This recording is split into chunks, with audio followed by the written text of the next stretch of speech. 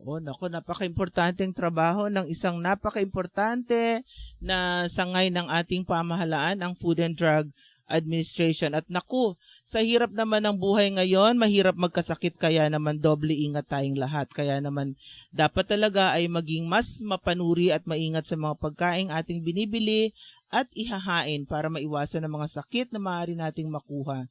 Thank you very much, Dr. Mavic, sa iyong oras para mag-share sa ating mga tagapakinig ang iyong kaalaman tungkol sa food safety at mga procedures and processes ng Food and Drug Administration. Any parting words po para sa ating listeners sa iba't ibang parte ng Pilipinas through our Nutriskwela community radio stations?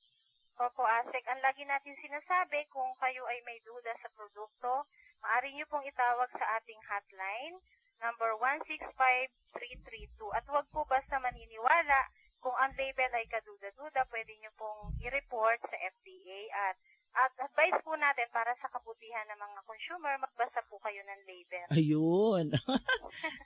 Napaka-simple, ngunit napaka-importante. Maraming salamat po muli, Dr. Mavic Piñon. Siya po ang ating naging guest ngayong hapon. Siya po ay Nutritionist Dietitian 3 ng Food and Drug Administration. At ang sabi po niya, kung meron kayong nakikitang kaduda-duda sa produkto sa merkado, tumawag kayo sa FDA hotline 1165332. At ugaliing magbasa ng food labels. Sa atin pong pagbabalik, ano-ano nga ba ang mga accomplishments ng nutrition community last week at susunod po yan, kaya tutok lang sa One Nutrition, One Nation. Thank you very much again, Dr. Mavic Piñon. Thank you po. One Nutrition, One Nation. Alam niyo ba na dapat natiyakin na ang gulay ay laging kasama sa pagpaplano at paghahanda ng pagkain ng pamilya? Tiyakin din na laging mayroong gulay sa bahay para matugunan ang pagnanais kumain ng mga bata anumang oras o araw. Maghanda ng madaling kainin at masasarap na gulay. Idulot ang gulay sa simula pa lamang ng pagkain kung saan gutom pa ang mga bata. Gawing fun o kaaya-aya ang gulay sa pamamagitan ng paghihiwa nito sa iba't ibang hugis. Ihalo din ang gulay sa paborito nilang pagkain at gumamit ng konting taba, asukal o asin upang mas lalong sumarap ang gulay para sa mga batang lumalaki. Isama ang mga bata sa pamamalengke ng gulay at patulungin ang mga bata sa paghahanda at pagluluto nito. Wastong Nutrisyon. Alamin, gawin at palaganapin. Isang paaralang hatid ng National Nutrition Council ng Department of Health.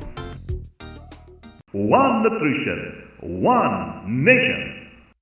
Asik Bernie pong muli dito sa One Nutrition, One Nation. At sa puntong ito, pakinggan naman natin si Ms. Liza Rosaldo, ang ating reporter na siyang Nutrition Officer 3 ng Nutrition Information and Education Division ng National Nutrition Council para sa accomplishment ng nutrition community noong nagdaang linggo.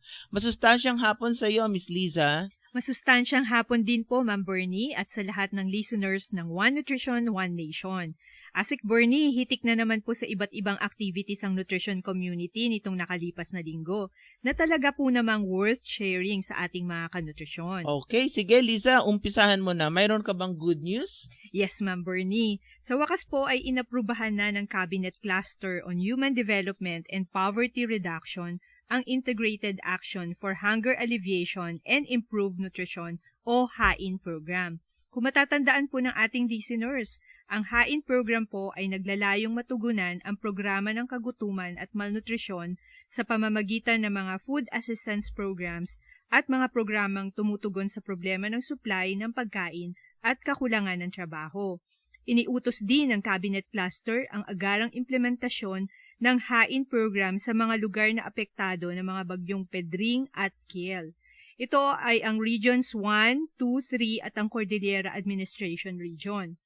Yung Region 1 po, ito po yung Ilocos Region. Lupang Ilocos. Opo. Yung Region 2 po, ito naman yung ating Cagayan Valley. Cagayan Valley And Region. then yung Region 3, yung ating Central Luzon. Okay.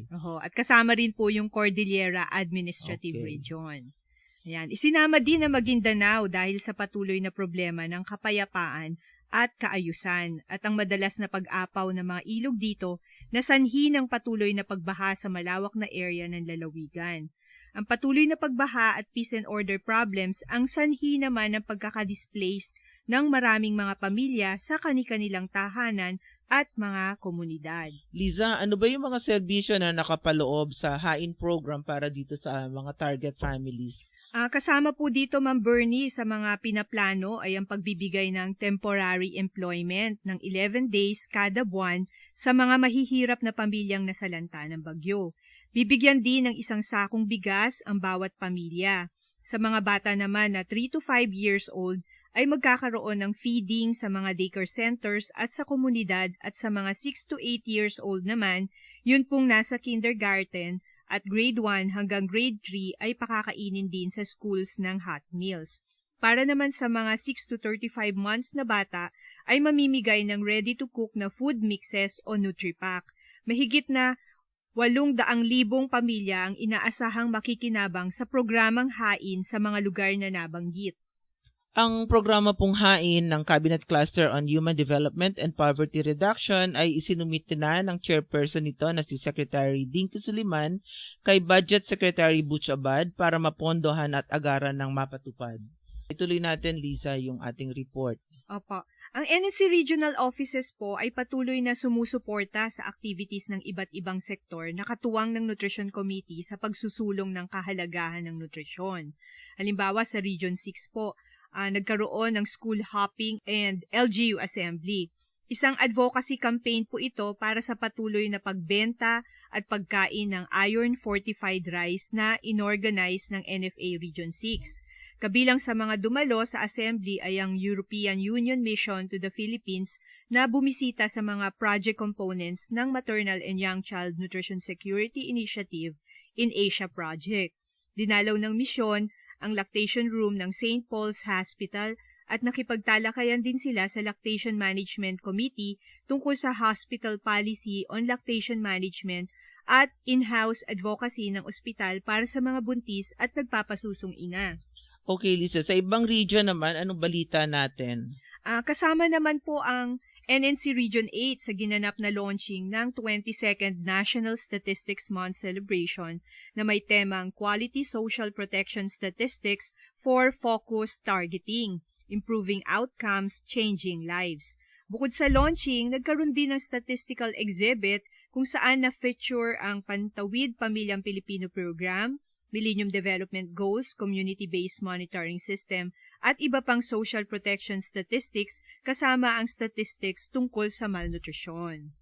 Sa issue naman po ng suporta para sa ating mga barangay nutrition scholars, ibinalita sa atin ng NNC Region 8 na ang panukalang batas na isinusulong ng Regional Nutrition Committee ng Region 8 sa pamumuno ni DOH-CHD Director Edgardo M. Gonzaga na itinurn over kay Representative Roger Gaviola Mercado ng Southern Leyte noong nakaraang Regional BNS Congress ay na-file na po bilang House Bill 5365, an act creating the Magna Carta of Barangay Nutrition Scholars and appropriating funds therefore. Kamakailan lamang po ay marami sa mga kasamahan ni Representative Mercado sa House of Representatives ang pumayag na maging co-author niya.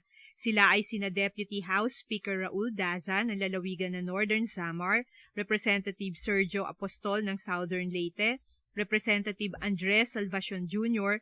mula sa 3rd District ng Leyte, Representative Jose Carlos Cari ng 5th District pa ng Leyte, at Representative Ferdinand Martin Romualdez ng lalawigan ng Leyte. Sana po ay maisabatas na ang panukalang ito. Alam mo, Liza, nandun ako during the Regional BNS Congress ng Eastern Visayas. Ito yung very first Regional BNS Congress na ginawa nitong taon. At na-witness ko yung pag-turnover nitong proposed bill na ito. Kaya kaisa tayo sa National Nutrition Council sa hangaring maisabatas ito sa lalong madaling panahon.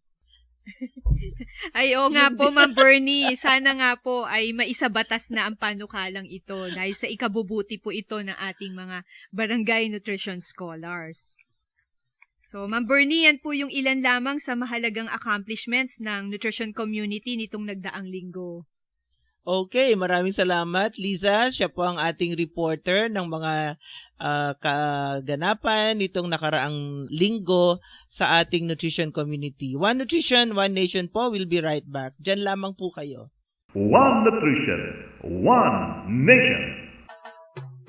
Alam niyo ba na mainam ang calcium sa paglaki at pagpapatibay ng katawan lalo na ng mga buto? Makakatulong ang calcium para maiwasan ang osteoporosis o ang pagiging marupok ng mga buto. Mayaman ang gatas sa protina, vitamin A at iba pang sustansya.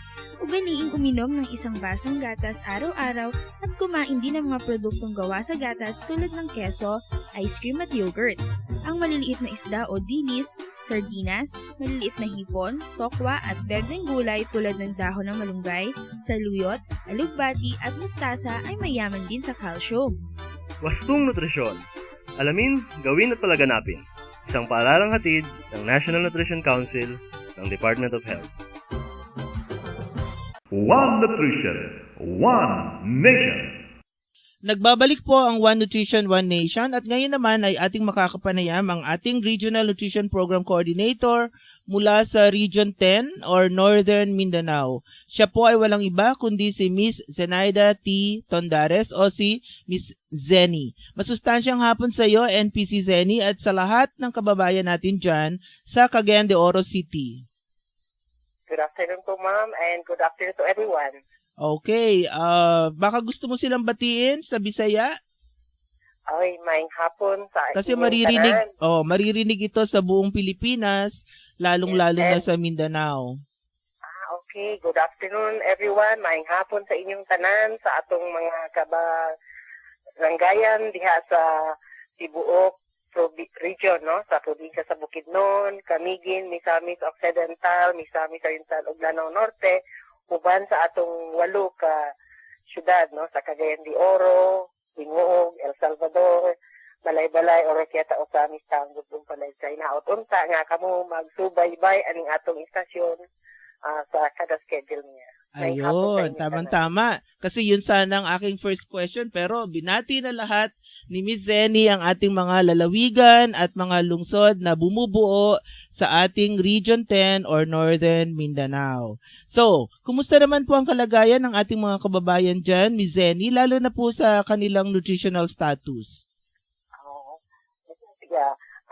Based on our Operation Timbang result ng 2010, ang ating prevalence ng undernutrition among preschool children is at 8.09%. This involves around 47,017 preschoolers spread across the 5 provinces and 8 cities of the region. So, yung severely underweight constitutes about 1.28%, numbering around 7,295. Uy, Yung madami pa overweight naman rin. natin ngayon, 7,000 7,295. plus. Okay. Yung Oo, severely madami pa underweight rin po. yun, Miss Zeni, no? Opo. Oo. Alin po sa mga lalawigan ninyo, alin ang pinakamataas ang malnutrition? Among our provinces in the region, ang pinakamataas ng malnutrition is in Lanao Norte, which is at the rate, yeah, 13.3% siya, or 9,548 ng 13 preschool plus. children. Yes po. Oo. At ang pinakamaganda naman, pinakamababa lugar, We have Bukidnon at the moment na maganda ang lugar niya. No? ilan ang prevalence niya? Medyo mababa na rin talaga siya. It's below 5%. Less than 5%. Okay. Bakit medyo challenge yata ang Lanao del Norte? Yes, because we know for one that Hindi, ano among the yung provinces, talagang nangyayari sa Lanao? Anong talagang sitwasyon? it's a conflict area now and then we have episodes of troubles on the ground, no? And Pero malaki man ang probinsya. Gaano kalaki ang probinsya ilan ng bayan ng Lanao del Norte? Lanao Norte has 22 municipalities and 1 city, yung Iligan City. Oo. So, lahat ng 22 municipalities na yan, matataas ang kanilang kasi syempre, average lang yung 13%, So, matataas ba yung mga munisipyo na, ng Lanao del Norte?